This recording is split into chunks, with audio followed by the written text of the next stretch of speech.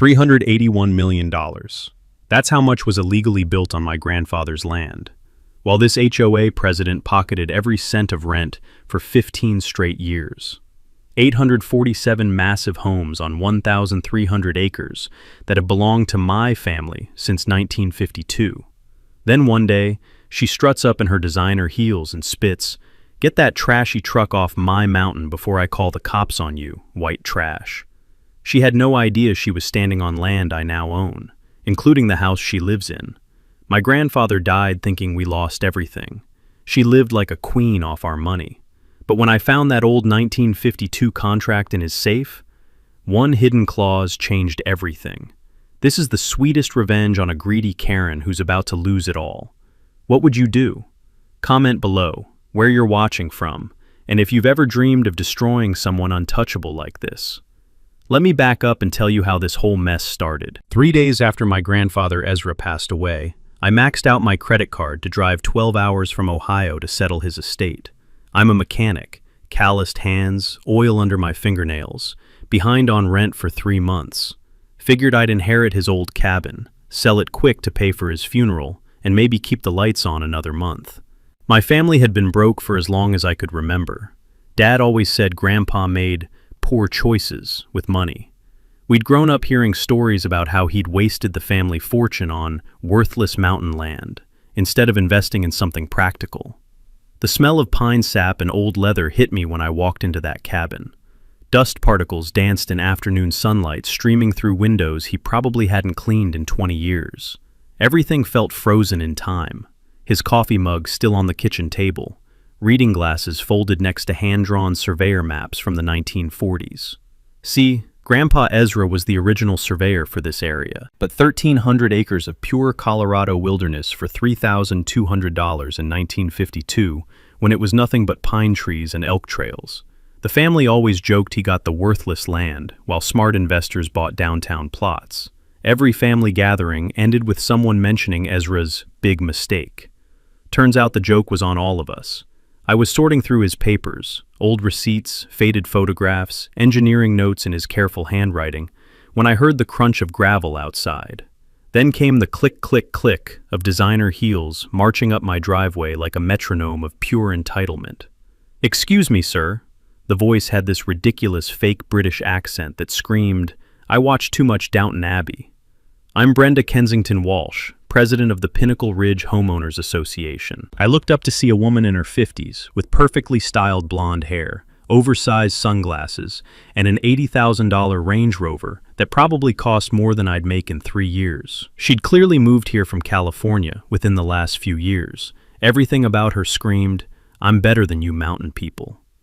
"Ma'am," I nodded, stepping onto the porch. The autumn leaves crunched under my work boots. "This community has standards," she announced, scratching her acrylic nails against a clipboard loaded with official-looking forms. "That eyesore truck needs removal immediately. We simply cannot have 847 homeowners' property values affected by this situation. 847 families. I filed that number away for later. My husband Dennis works for the county assessor's office," she added with a smug smile that made my skin crawl.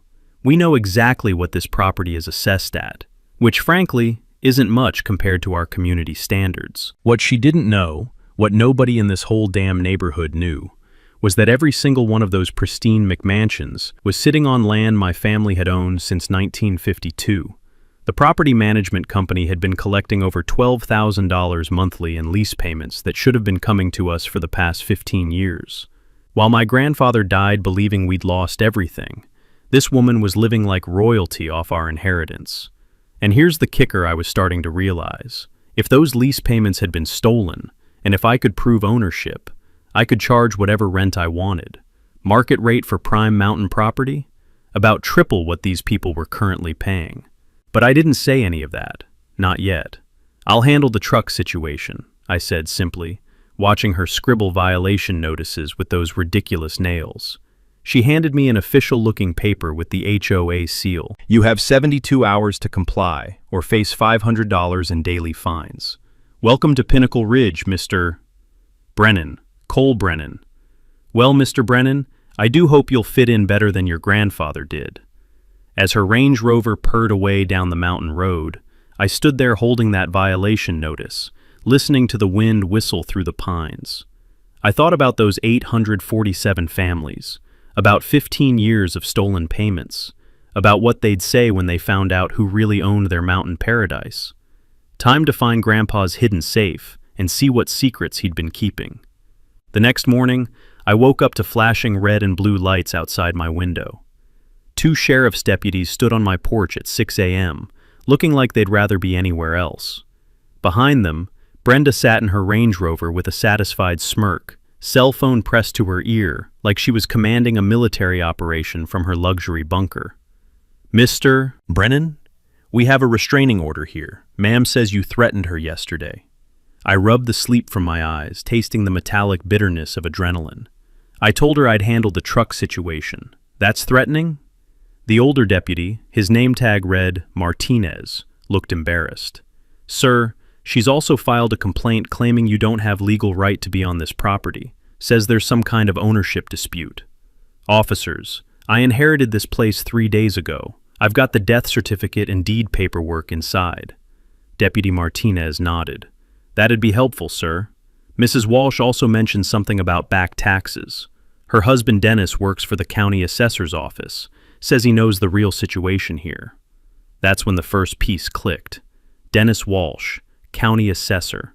No wonder this scam had run so smoothly for 15 years. After the deputies left, I drove into town with the smell of pine needles and morning frost sharp in my nostrils. The Pine Ridge Public Library sat on Main Street like something out of a Norman Rockwell painting, complete with hand-painted signs that probably violated 6 HOA rules in Brenda's perfect world. Inside, I met Mrs. Opal Cartwright, the librarian who'd apparently been there since the Eisenhower administration. She had silver hair, kind eyes behind thick glasses, and moved between the stacks with the quiet confidence of someone who knew where every secret was buried. "You're Ezra's grandson," she said before I even introduced herself. "Heard about the trouble with that Kensington Walsh woman. Your grandfather was a good man. That woman made his last years hell, always threatening lawsuits over some imaginary covenant violation." The musty scent of old paper filled my lungs as Mrs. Opal led me to the county records section. What we found in those yellowed file folders made my hands shake with anger. Starting in 2005, the assessed value of my grandfather's land had been mysteriously lowered from $2.8 million to just $180,000. Every year, Dennis Walsh had signed off on keeping it artificially undervalued. I remembered my father mentioning something years ago about property taxes being surprisingly manageable on the mountain land. Now I knew why. "This is fraud," Mrs. Opal whispered, running her finger down the assessment records. "Plain and simple." My lawyer father had always told me that when property taxes are based on fraudulent assessments, it can void any squatter's rights claims. Suddenly, that advice made perfect sense. If Brenda tried claiming she owned this land through long-term occupation, these fake tax records would destroy her case in court. The rough texture of decades-old property deeds felt like evidence under my fingertips. Each document told the same story, systematic manipulation going back to when the Walshes first got involved. By noon, I'd called Janet Torres, a property attorney in Denver, who specialized in land disputes. Her voice carried the sharp confidence of someone who'd seen every trick in the book. "Mr. Brennan, you need to file what's called a quiet title lawsuit immediately. It forces everyone to prove their ownership claims in court with real documentation. Given what you've described, we have grounds to challenge every property transfer in that subdivision." While I was building my legal case, Brenda was busy with her own warfare. She'd created a Facebook group called Protect Pinnacle Ridge from Undesirable Elements, where she posted Ring doorbell footage of me performing highly suspicious activities, like checking my mailbox and walking to my truck. The comments section read like a paranoid neighborhood watch meeting, with neighbors debating whether I was a drifter or just not our kind of people. Honestly, watching suburban moms analyze my morning routine like I was some kind of criminal mastermind was better entertainment than cable TV. The sound of my phone buzzing interrupted my research. Sheriff Martinez, who I'd learned was Brenda's brother-in-law, had started scheduling wellness checks on me twice daily. Nothing says innocent homeowner quite like turning law enforcement into your personal harassment squad. But Brenda had made one crucial mistake. While she was playing Facebook warrior and pulling family strings, she'd revealed the scope of their operation. Dennis's involvement meant this wasn't just stolen rent money. This was systematic document fraud involving county officials. I could smell the approaching storm in the crisp mountain air as I sat in my truck outside the library. The engine ticked as it cooled, and I realized I wasn't just fighting an entitled HOA president anymore. I was about to take on an entire network of corruption that had been stealing from my family for 15 years. Mrs. Opal tapped on my window, holding a manila folder thick with photocopied documents. "Take these, honey," she said. "Your grandfather would want you to have ammunition for this fight." Time to see just how deep this rabbit hole went, and whether the Walsh family was ready for a real war. 3 days later, Brenda called an emergency HOA meeting. I wasn't invited, of course, but Mrs. Opal had friends everywhere. According to her source, Margaret Flynn, a retired teacher who lived 2 streets over, Brenda had worked herself into a complete frenzy trying to rally the neighborhood against me. She kept pacing back and forth like a caged animal, Margaret told me over coffee at the local diner, talking about undesirable elements and protecting our investment. Then she called for an official vote, declaring your cabin a public nuisance. The smell of bacon grease and fresh coffee filled the small restaurant as Margaret described the meeting. Only 12 homeowners had shown up out of 847, but Brenda declared it a mandate from the community anyway. Apparently, basic math wasn't a requirement for HOA leadership. "Here's the real kicker," Margaret continued, lowering her voice. She announced a new monthly security fee, $200 per household, to hire private patrol guards. Said it was necessary because of recent security threats. I nearly choked on my coffee. $200 times 847 homes meant another $169,400 monthly flowing straight into Brenda's bank account, disguised as community safety. At this rate, she'd be charging homeowners for the privilege of breathing mountain air. That afternoon, I decided to take a walk around my property lines with the trail cameras I'd ordered online. Perfectly legal to install on your own land, and given recent events, probably necessary. As I mounted the first camera near the eastern boundary, I heard the rumble of a dump truck approaching through the trees. The sound of diesel exhaust and grinding gears echoed off the mountainside. Dennis Walsh was behind the wheel, backing up to dump a load of construction debris right onto my property. Broken concrete, rusty rebar, and what looked like old roofing materials scattered across the forest floor, with a crash that sent birds fleeing from nearby trees. I stayed hidden behind a cluster of aspens, letting my new camera capture everything. The sound of hydraulic pistons groaned as the truck bed lifted, spilling more trash across the meadow where my grandfather used to watch elk graze. When Dennis finished and drove away, I walked through the mess he'd left behind. The acrid smell of old tar and concrete dust burned my nostrils. This wasn't just illegal dumping. It was a calculated attempt to contaminate my land and justify some kind of environmental cleanup seizure. But I had bigger concerns when I got back to the cabin. Buck Martinez was waiting on my porch. Buck owned the hardware store in town, a weathered man in his 50s with calloused hands and the steady demeanor that comes from decades of honest work. He'd been watching me install security equipment all week, and finally decided to speak up. "Son, you need to know what that woman's been doing to local businesses," he said, settling into one of grandfather's old porch chairs. "She's been making donation requests from every shop on Main Street, claims the HOA board voted to support local commerce, but anyone who doesn't pay up suddenly gets mysterious building code violations." The pieces were clicking into place. Brenda wasn't just stealing from homeowners. She was running a full-scale protection racket throughout the entire town.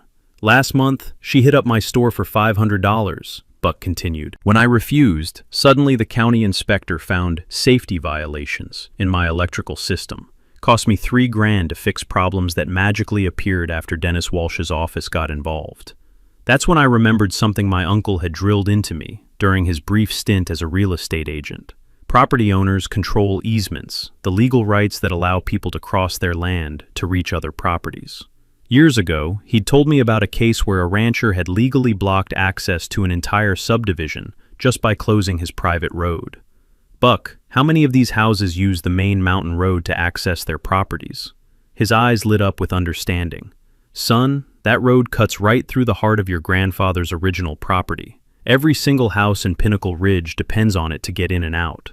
That evening, I spread grandfather's surveyor maps across the kitchen table, tracing the original 1952 boundaries with my finger. The main access road, the one Brenda's Range Rover used twice daily, the one that connected all 847 homes to civilization, ran directly across land that had belonged to my family for 70 years. The rough paper felt like raw power under my hands as I realized what this meant. I didn't just own the land under their houses. I controlled their only escape route. My phone rang before I could fully process this discovery. Janet Torres, my attorney, had urgent news. "Cole, Brenda just escalated to federal level. She filed a complaint claiming your property contains protected wetlands, requiring immediate government oversight. If the EPA buys her story, they could seize everything through eminent domain." The taste of rage filled my mouth as I stared out at the pristine mountain meadows my grandfather had protected for decades. Brenda was pulling out every weapon in her arsenal, bringing in federal agencies to steal what local corruption couldn't touch. But she just made her biggest mistake. Because now I knew exactly how to cut off her entire kingdom with one simple legal move. Time to stop playing defense and start choking off her escape routes. The next morning, Brenda made her boldest move yet. She showed up at my door with a manila folder and what looked like expensive legal counsel, a man in a $1,000 suit who introduced himself as Mr. Whitmore from the Denver firm of Whitmore, Sterling and Associates. "Mr. Brennan," Brenda announced, her fake British accent thicker than usual, "we've come to resolve this unfortunate misunderstanding once and for all." The smell of her overpowering perfume, something that probably cost more than my monthly rent, mixed with the crisp mountain air as she handed me a document. "This is the original 1955 land agreement between your grandfather and the previous HOA president, Harold Kensington. It clearly states that Ezra Brennan sold all development rights to the Pinnacle Ridge Community Association in perpetuity." I studied the yellowed paper, noting the official-looking stamps and carefully aged appearance. At first glance, it seemed legitimate, until my mechanic's eye for detail caught something that made my bullshit detector start screaming. "This is interesting," I said slowly. "My grandfather's signature looks remarkably similar to his 1970s handwriting style, not his 1950s penmanship." Whitmore cleared his throat nervously. "Mr. Brennan, document analysis can be tricky for laypeople. This agreement has been properly authenticated." "By who? And why does this 1955 document mention zip codes when they weren't invented until 1963? The look that passed between Brenda and her fancy lawyer was worth every penny of his probably outrageous hourly fee. Apparently, Google wasn't part of their forgery research process. That afternoon, I drove the document straight to Janet Torres's office in Denver. She took one look at it and started laughing so hard she nearly spilled coffee on her desk. "Cole, this is the most amateurish forgery I've seen in 20 years of practice. Wrong paper stock for the 1950s, modern ballpoint pen ink, and whoever did this clearly failed basic American history." But Janet's expression grew deadly serious as she continued examining the document. "However, this level of sophistication suggests they've done this before. I'm calling my contact at the FBI white-collar crime unit immediately." Within 48 hours, Special Agent Sarah Kim was sitting in my cabin, reviewing copies of every document Brenda had produced. The sound of her fingers tapping against her laptop keyboard filled the room as she cross-referenced the case with federal databases. "Mr. Brennan, we've been tracking a pattern of real estate fraud across 3 Colorado counties. Your Mrs. Kensington Walsh matches the profile of someone we've been investigating under multiple aliases." The mini twist hit like a sledgehammer to the gut. Multiple aliases? 5 years ago, she was Brenda Simpson in Grand Junction, running an identical scam against elderly landowners. Before that, Brenda Morrison in Durango. Always the same pattern: forge historical documents, manipulate county records, steal lease payments from vulnerable families. Agent Kim pulled out a thick file folder that made my grandfather's record-keeping look amateur. Here's what's interesting about federal mail fraud. The moment someone mails falsified documents across state lines, it becomes our jurisdiction, not some local sheriff's problem. I remembered my father explaining this concept during one of his rare legal conversations. Mail fraud becomes a federal crime when it crosses state boundaries, and the penalties are severe, up to 20 years in federal prison. No wonder Brenda had seemed increasingly desperate lately. That evening, I finally found grandfather's hidden safe behind a false panel in his bedroom closet. The combination he'd written in his journal, our family's founding date, clicked into place with satisfying precision. Inside, wrapped in oiled leather that smelled like decades of mountain air, were the real contracts. The actual 1952 surveyor agreement, legitimate lease documents from the original development, and most importantly, the 99-year land lease agreement that had quietly expired in 2020. The rough texture of authentic 1950s paper felt completely different from Brenda's modern forgery, like the difference between fine sandpaper and plastic wrap. These documents carried the weight of history, but the real revelation was in grandfather's handwritten notes, tucked between the official papers. 15 years of documented harassment, theft, and intimidation. Names, dates, amounts stolen. A meticulous record of everything the Walsh family had done to him. The most heartbreaking entry was dated just 2 months before his death. They think they've broken me, made me believe I'm just a crazy old man, but I've kept records of everything. Someday, someone will make this right. My hands shook as I read his final note. The reversion clause activates if lease payments are interrupted for more than 60 consecutive days. All improvements become property of the landowner. Since no legitimate payments had been made since 2005, every house in Pinnacle Ridge legally belonged to me. My phone buzzed with a text from an unknown number. Stop digging or you'll regret it. Some secrets are better buried. I looked out at 847 homes twinkling in the darkness, then at Agent Kim's business card. Brenda had just threatened the wrong grandson. I called Janet Torres at 7 a.m. the next morning.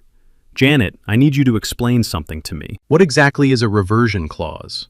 Her voice was sharp and awake, despite the early hour. Where did you find that term, Cole? In my grandfather's original 1952 contract.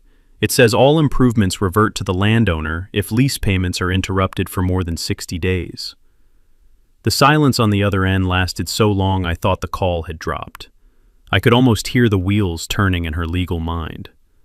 Cole, she finally said, her voice barely above a whisper.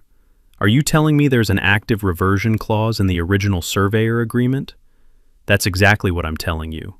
And according to grandfather's notes, no legitimate lease payments have been made since 2005. Jesus Christ. Cole, do you understand what this means? I was starting to, but I needed to hear it from someone who'd spent decades wrestling with property law. Under Colorado revised statutes, when improvements are made on leased land and the lease terms are violated, those improvements can legally revert to the landowner. We're not just talking about the land under their houses, we're talking about the actual houses themselves. The smell of strong coffee filled my kitchen as I processed this bombshell. Outside my window, I could see the subdivision spread across the mountainside like an expensive carpet of stolen dreams. 847 homes, with an average value of $450,000 each. The math was absolutely staggering. $381 million in real estate that legally belonged to me. So you're saying I literally own their houses? I'm saying that according to Colorado law, when a property lease is systematically violated for years, all improvements constructed during that time become the property of the landowner. Your grandfather's contract specifically includes this nuclear provision. I walked out onto the porch, listening to the morning symphony of suburban life. Coffee makers gurgling to life, garage doors groaning open, Range Rovers purring as they started up for the morning commute to Denver. All of it happening on property that belonged to my family. Honestly, the irony was delicious. Brenda had spent months threatening me with fines and eviction, while literally squatting on land I owned, including her own precious McMansion. Janet, what would happen if I actually enforced this clause? Theoretically, you could evict every single family in that subdivision, immediately, without compensation. It would be the largest residential seizure in Colorado history, the nuclear option.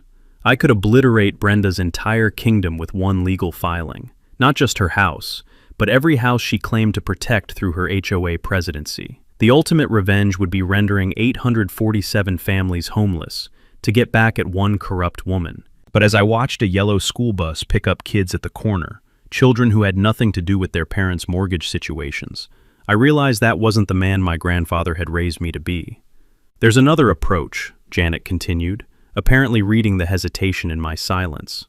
"We could use the reversion clause as leverage, file the claim, but offer reasonable purchase terms to legitimate homeowners, force out the bad actors while protecting innocent families."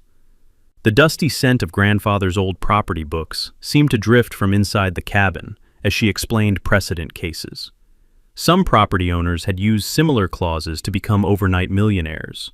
Others had leveraged them to create fair, long-term community solutions. What about Brenda, specifically? She's been living in that house since 2018, long after the lease violations began. Under the reversion clause, she has zero legal claim to the property. We could have her evicted within 30 days and seize everything she's built her fake empire on. I sat in grandfather's weathered rocking chair, feeling the weight of absolute power. The choice between maximum revenge and maximum justice was literally in my hands.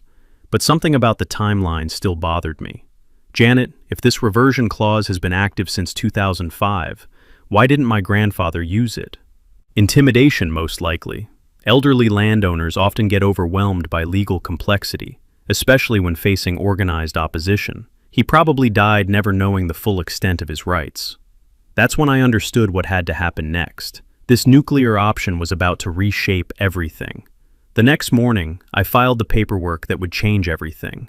Janet Torres walked the quiet title action through Denver District Court, while I sat in my truck outside the courthouse, watching normal people live normal lives that were about to get very complicated. The legal document claimed ownership of all improvements on my 1,300 acres, giving every resident 30 days to prove their right to remain.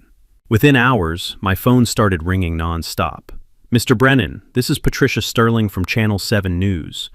We understand you filed a massive property claim against the Pinnacle Ridge subdivision. Would you like to comment?" I declined the interview, but the cat was out of the bag. By evening, news vans were parked along the mountain road, and my quiet inheritance had become the lead story on Denver's evening news. The smell of diesel exhaust mixed with pine needles as reporters set up their equipment. I watched from my cabin window, knowing this media attention was exactly what I needed for the next phase of my plan. That evening, I started making house calls. Not to Brenda's allies, they could sweat for a while. Instead, I visited the families who'd been victimized by her schemes. Margaret Flynn was first on my list. "Cole, honey, come in," she said, ushering me into her cozy living room that smelled like homemade cookies and lavender. "I heard about the legal filing. The whole neighborhood's in an uproar." "Margaret, I want you to know something. This isn't about hurting innocent people. I'm offering legitimate purchase options to families like yours. Fair market value for your lot with 10-year payment plans at low interest." The relief in her eyes was immediate. "You mean we can stay?" "Not only can you stay, but you'll finally own your land free and clear. No more HOA fees, no more Brenda's fake security charges, no more Dennis manipulating your property taxes." I spent the weekend visiting 43 families, explaining the same offer. The sound of grateful tears and relieved laughter followed me from house to house. These people had been living under Brenda's thumb for years, paying illegal fees and enduring constant harassment. Meanwhile, I was installing more than just security cameras around the property. Buck Martinez had introduced me to his nephew, Tony, a former Army communications specialist who now ran a private security company. The whir of drill motors filled the mountain air as we mounted high-definition cameras at every access point to the subdivision. "These aren't just recording devices," Tony explained, adjusting a camera near the main gate. "They're streaming live to a secure server with facial recognition software. Anyone who enters or leaves this property gets logged automatically." But the real trap was more subtle than surveillance equipment. I'd learned something important during my research: one-party consent recording laws in Colorado. As long as one person in a conversation knows it's being recorded, it's completely legal. I started carrying a small digital recorder everywhere, capturing every interaction with Brenda and her allies. The rough plastic casing felt like insurance in my pocket. Sarah Sterling, the local newspaper editor I'd met through Mrs. Opal, had become an invaluable ally. She'd been investigating Brenda's schemes for months, collecting testimonies from local businesses that had been extorted. "Cole, I've got statements from 12 business owners, she told me over coffee at the local diner. Hardware stores, restaurants, even the post office. Brenda's been running protection rackets throughout the entire county. The aroma of fresh coffee mixed with the excitement in Sarah's voice as she laid out her investigation files. This wasn't just about my family's stolen land anymore. We were documenting a criminal enterprise that had been bleeding this community dry for years. "What's your publication timeline?" I asked. "I'm holding the story until you're ready. When you spring whatever trap you're building, I want to be there with cameras rolling." Here's something most people don't know about property ownership research. Every document is public record, available to anyone willing to spend time at the county clerk's office. I spent entire afternoons teaching concerned homeowners how to trace their own property histories, showing them how Dennis Walsh had manipulated their assessments. "Look at this," I explained to Robert Kim, a software engineer who lived 3 streets over. "Your house was assessed at $320,000 in 2019, but Dennis lowered it to $180,000 the next year. That's not market fluctuation. That's systematic fraud designed to reduce county tax revenue. The technique is simple. Request property assessment records by address, compare year-over-year values, and look for dramatic decreases that don't match market trends. When you find patterns of manipulation, you've got evidence of corruption." But my favorite part of the plan was the bait I'd been dangling. Through Margaret Flynn, I'd started spreading rumors that I was desperate for a quick settlement and overwhelmed by the legal complexity. I even had her mention that I was considering selling everything to a Denver developer who'd tear down the subdivision and build condos. The texture of grandfather's old fishing line felt familiar in my hands as I set this particular hook. Within days, Brenda started making calls to schedule a private negotiation to resolve our unfortunate misunderstanding. She thought she was about to prey on another overwhelmed family member. Instead, she was walking into the most comprehensive legal trap I could design. All I needed now was the perfect venue for her final performance, with witnesses, media, and law enforcement present to watch her empire crumble in real time. The community center would work perfectly. Brenda took the bait faster than I expected. 3 days after word spread about my desperation, she showed up at my door with a completely different energy. Gone was the imperious HOA president with her clipboard of violations. This woman looked like she hadn't slept in weeks, her usually perfect makeup slightly smudged around the edges. "Mr. Brennan, I believe we got off on the wrong foot," she said, her fake British accent wavering like a bad radio signal. "Perhaps we could discuss a mutually beneficial arrangement." I invited her onto the porch, making sure my hidden recorder was running. The morning air carried the scent of pine sap and her increasingly desperate perfume, something that probably cost more per ounce than my monthly groceries. "What did you have in mind?" "Well, I've spoken with some investors in Denver. They're prepared to offer you $500,000 for a quick resolution to this unfortunate legal confusion." $500,000 for property worth $381 million. The audacity was breathtaking, even for Brenda. "That's generous," I said carefully, "but I'll need time to consider all my options." Her relief was almost pathetic to witness. Of course. Just remember, legal battles can be expensive and unpredictable. Sometimes it's better to take a sure thing. After she left, I immediately called Agent Sarah Kim to report the attempted bribery. But Brenda's desperation was just getting started. That night, I was jolted awake by the sound of splintering wood and diesel engines.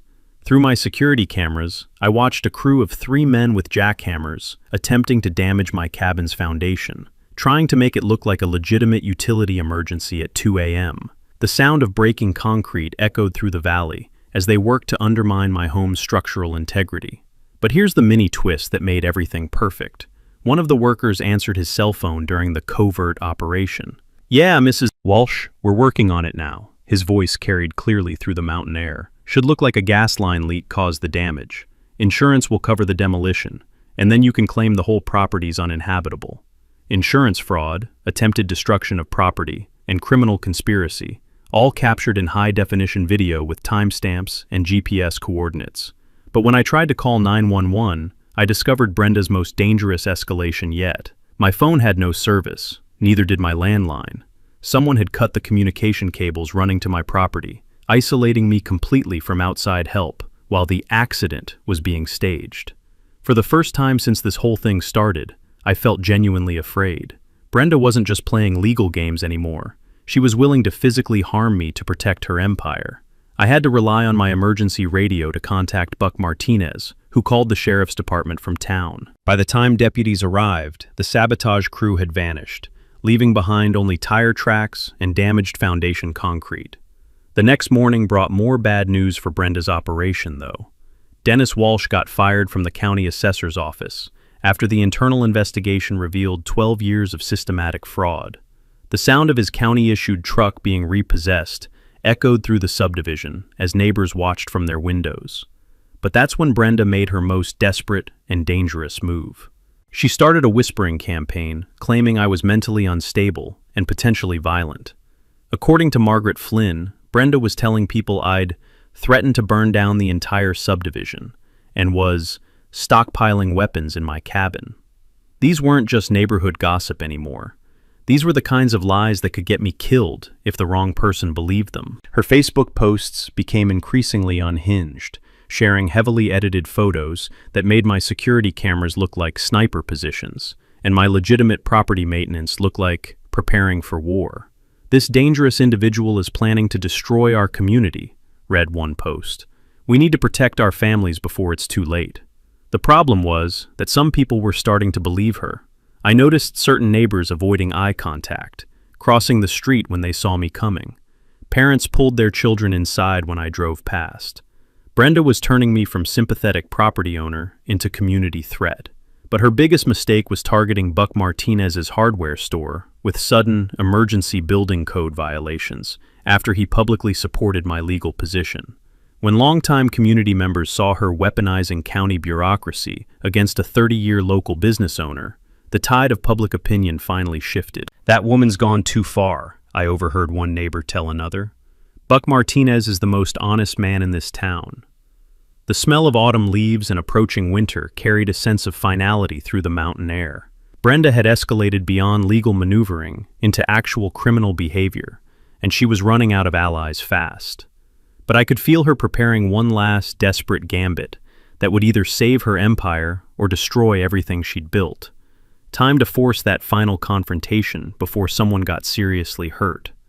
The breaking point came when they arrested Brenda at Denver International Airport. Agent Sarah Kim called me at 6 a.m. with the news. "Mr. Brennan, your Mrs. Walsh was caught trying to board a flight to Costa Rica with a suitcase containing $847,000 in cash from various HOA accounts." The sound of my coffee mug hitting the kitchen counter echoed through the cabin. 847,000?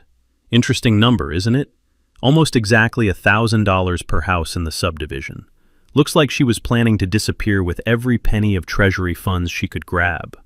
Brenda's final mini-twist was that she'd been systematically draining HOA accounts for months, knowing her empire was about to collapse.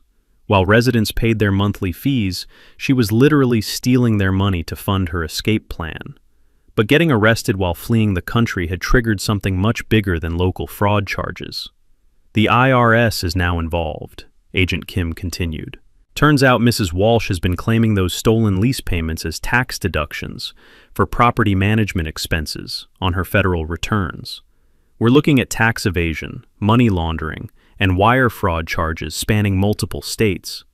By noon, news vans were lined up along the mountain road like metallic vultures. The story of an HOA president stealing millions and getting caught fleeing to Costa Rica was cable news gold. But the real drama was happening inside the subdivision itself. With Brenda in federal custody, her remaining allies began turning on each other faster than reality TV contestants.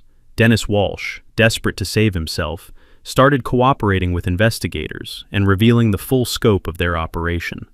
Margaret Flynn called me around 2 p.m. with updates from her neighborhood network. "Cole, honey, you won't believe what's happening. 3 more HOA board members just resigned, and someone spray-painted thief on the Martins' garage door." The Martins had been Brenda's most vocal supporters, claiming I was trying to destroy property values and demanding the county seize my land through eminent domain. Now that the FBI had revealed the extent of Brenda's theft, anyone associated with her was facing community backlash. "There's something else," Margaret continued. "A bunch of us are organizing a residents' coalition. We want to formally support your settlement offer and ask you to help us create a legitimate HOA board." This was exactly what I'd been hoping for. That evening, I called a town hall meeting at the community center for the following week. The smell of fresh-cut lumber filled the air as Buck Martinez and his crew set up additional seating to accommodate the crowd we were expecting. Sarah Sterling, the newspaper editor, had been saving her investigation for this moment. "Cole, I'm ready to publish everything. 15 years of financial records, testimony from 37 victims, documented evidence of corruption at every level." The rough texture of her manila folders felt like justice under my fingertips as she showed me the scope of her reporting. This wasn't just about my family's stolen land anymore. It was about exposing an entire network of corruption that had been bleeding the community dry. My headline is "The Mountain Mafia: How One HOA Stole Millions," she said with obvious satisfaction. "It goes live the morning of your town hall meeting." But the most important development was something I hadn't expected. Families throughout the subdivision started approaching me directly with settlement requests, not because they had to, but because they wanted to be part of building something better. "Mr. Brennan, we've been living under that woman's thumb for 5 years, said Jennifer Walsh, no relation to Dennis, a single mother who lived near the subdivision entrance. "The idea of owning our land free and clear, no more HOA fees, no more arbitrary fines, it sounds like freedom." The sound of genuine gratitude in her voice reminded me why I was fighting this battle. These weren't enemies. They were neighbors who'd been victimized by the same corruption that killed my grandfather. By the end of the week, I'd received formal purchase requests from 673 of the 847 households. At $50,000 per lot, with 10-year payment plans at 3% interest, families would actually pay less monthly than they'd been paying in combined mortgage, HOA fees, and illegal security charges. The financial analyst I'd hired to structure the deals was amazed. "Cole, you're basically giving these people a 40% discount on market rate, while still generating enough revenue to fund community improvements and conservation projects." That's when I realized what my grandfather would have wanted. He'd bought this land because he believed in community, in families having a place to call home. Destroying that community to punish one corrupt woman would have betrayed everything he stood for. The aroma of pine needles and wood smoke from early fireplaces carried a sense of anticipation through the mountain air. Change was coming, and for the first time in months, it felt like positive change. But I knew Brenda's supporters weren't going to surrender quietly. The town hall meeting would be their last chance to fight back, and desperate people often made the most dangerous enemies. I spent the weekend reviewing my security footage, making sure every camera angle was perfect for what I knew would be Brenda's final performance. Because even from her federal holding cell, she was still trying to control the narrative. Time to give her an audience for the grand finale. The community center had never seen a crowd like this. 300 people packed into a space designed for half that number, with standing room only along the walls, and overflow seating spilling onto the front lawn. Local news crews had set up cameras in every corner, and I could smell the metallic scent of electronic equipment mixing with the nervous energy of an entire community. Sheriff Martinez, the honest one, not Brenda's brother-in-law, stood near the back with 2 deputies, keeping watch over what everyone expected to be a contentious meeting. I'd spent the morning reviewing my presentation with Janet Torres, making sure every legal detail was bulletproof.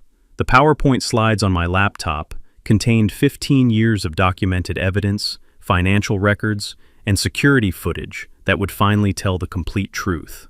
"Ladies and gentlemen," I began, stepping up to the microphone that squealed with feedback before settling into clarity. 3 weeks ago, I inherited my grandfather's property. What I discovered changed everything we thought we knew about this community. The room fell silent, except for the whisper of recording equipment and the rustle of winter jackets as people leaned forward. Let me start with some numbers. For 15 years, a property management company has been collecting an average of $450 per month from each household in Pinnacle Ridge.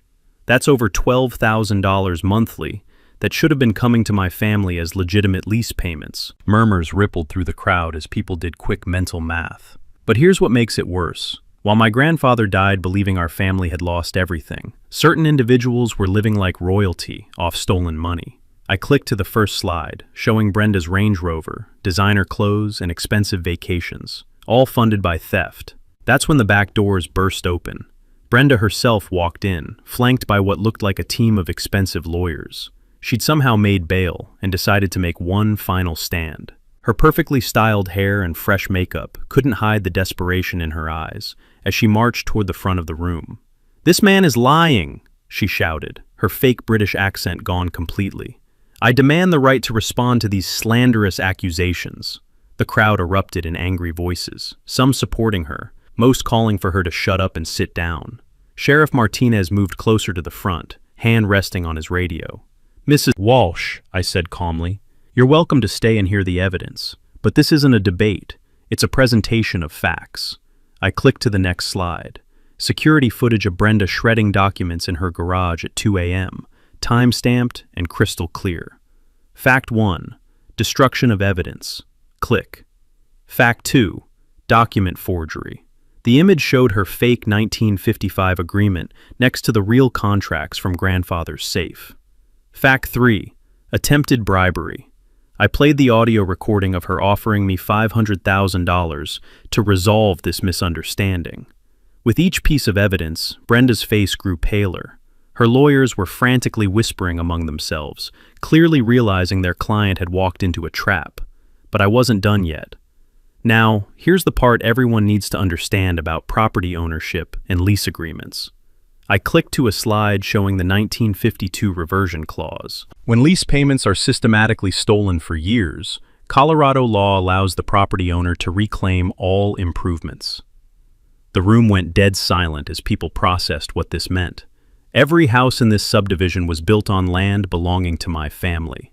Since no legitimate lease payments have been made since 2005, I legally own every building, every driveway, every fence post in Pinnacle Ridge. Someone in the back shouted, "You can't just steal our homes." "You're absolutely right," I replied, "which is why I'm not going to. Instead, I'm offering every family the chance to purchase their lot at fair market value, $50,000 with 10-year payment plans at 3% interest." Relief swept through the room like a physical wave. But first, let me announce the immediate changes to your lease agreements. Effective today, monthly payments increase from $450 to $1,350 per household. The crowd erupted in outrage until I raised my hand for silence. That's market rate for prime mountain real estate. However, any family that signs a purchase agreement within 30 days will pay the reduced rate of $850 monthly until they complete their purchase. Now the math was working in everyone's favor. Most families would actually pay less than they'd been paying in combined mortgage, HOA fees, and Brenda's illegal charges. But Brenda wasn't finished. She stood up, shaking with rage, and screamed, "This is extortion. I built this community. I protected these property values. This man is destroying everything."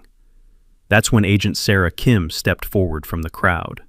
"Mrs. Kensington Walsh, you're under arrest for federal wire fraud, money laundering, and tax evasion." The click of handcuffs echoed through the suddenly silent room. "You can't arrest me. I'm a pillar of this community. I know people in Denver. My lawyer will have your badge." Her meltdown was spectacular and heartbreaking at the same time. This woman, who'd terrorized an entire community for years, was reduced to screaming threats while being led away in handcuffs. The applause started slowly, with Margaret Flynn clapping from the front row. Then Buck Martinez joined in, followed by Jennifer Walsh and her neighbors. Within seconds, the entire room was on its feet, cheering as Brenda was escorted outside. Through the windows, we could see news cameras capturing every moment as she was placed in the back of an FBI vehicle. "Ladies and gentlemen," I said as the applause died down, "this was never about revenge. It was about justice and building a real community where families can afford to live and thrive." Sarah Sterling stepped up to the microphone next. "The Mountain Chronicle will be publishing the complete investigation tomorrow, documenting 15 years of fraud and corruption. But today marks the beginning of something better." As people filed out of the community center, shaking hands and making plans for their new future, I felt something I hadn't experienced since grandfather died: peace. 6 months later, Pinnacle Ridge looked like a completely different place. The artificial perfection of Brenda's HOA dictatorship had been replaced by something more genuine: families working together to build the community they actually wanted to live in. The sound of children playing in yards without fear of violation notices filled the mountain air, mixed with the aroma of backyard barbecues and genuine neighborhood conversations. Brenda received an 18-month federal sentence and was ordered to pay $2.3 million in restitution. The judge called her crimes a systematic betrayal of community trust that destroyed lives and families. Dennis got 6 months and permanent banishment from any government position. But their punishment wasn't the most satisfying part of this story. 847 families had successfully signed purchase agreements for their lots. The Democratic HOA board they elected reduced fees by 60%, while actually improving services. Turns out you can accomplish a lot when you're not funding someone's Range Rover payments. I used the settlement money to establish the Ezra Brennan Memorial Scholarship, providing college funding for local high school students who demonstrate community service.